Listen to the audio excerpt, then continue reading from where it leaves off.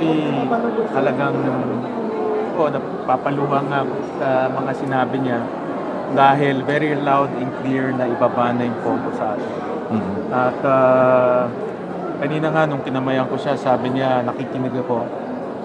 Ito ay nagpapakita na ating Pangulo, nakikinig siya sa sentimento ng taong bayan. At papasalamat ako sa kanya dahil napakalinaw yung kanyang mensahe na ang pogo ay bawal na sa ating bansa dahil nakakasira sa lipunan natin, human trafficking, torture, prostitution, lahat dinala na ng pogo at sa wakas babalik na sa katahimikan. Sir, how will that affect yung investigation ng Senate on several pogo issues?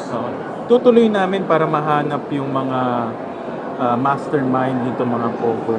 At of course, bibigyan pansin rin namin yung mga kababayan natin na nagtatrabaho sa pogo. May mga 20,000 na directly nagtatrabaho sa pogo at hindi namin sila pababayaan. Siguraduhin natin na maalagaan sila. May pondo for temporary employment na sisiguraduhin namin mabibigyan sila itong pondo. Sir, were you surprised, sir, na nabanggit yun ni Presidente or inaasahan nyo?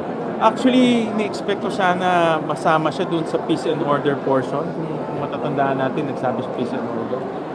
Tapos, lumampas yun. Hindi na nasabi.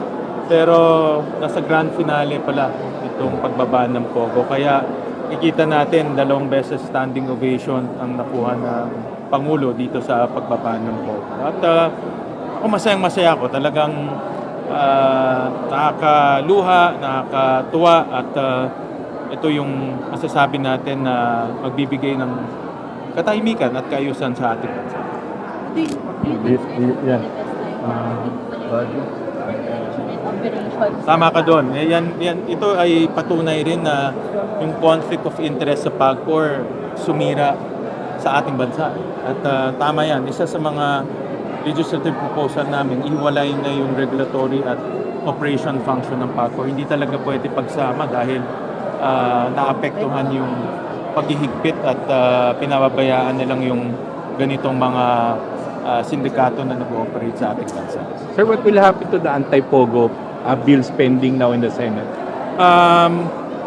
Ang gagawin namin, kasi itong anti-pogo bill ay kasama niya yung online gaming. So, pag-aaralan namin mabuti itong online gaming. Dahil marami rin kami naririnig na naa-addict sa online gaming dahil napakadaling i-access. Pero yung Pogo Bill, pag-uusapan namin sa committee kung itutuloy pa o hindi dahil nga mayroon ng pronouncement ang ating Pangulo. Pero alam naman natin, pag nagpalit ng Pangulo, baka magbago ulit. No? So pag-aaralan namin kung itutuloy pa rin yung Pogo Bill. Sir, will you now push dun sa magbotohan na sa plenary dun sa nauna yung committee report? Well, I think itong nangyari na announcement ng ating Pangulo, very loud and clear. No? So parang moot and academic na yung resolution na yun. Dahil yung resolution, sense of the Senate ang labas nun. Ito na yung sense of the Senate. Ang sense of the Senate, ibaan din Pogo. At very loud and clear yung speech ng ating Pangulo. Lahat ng Pogo ibabaan. Hindi lang illegal, kundi all Pogos ibabaan.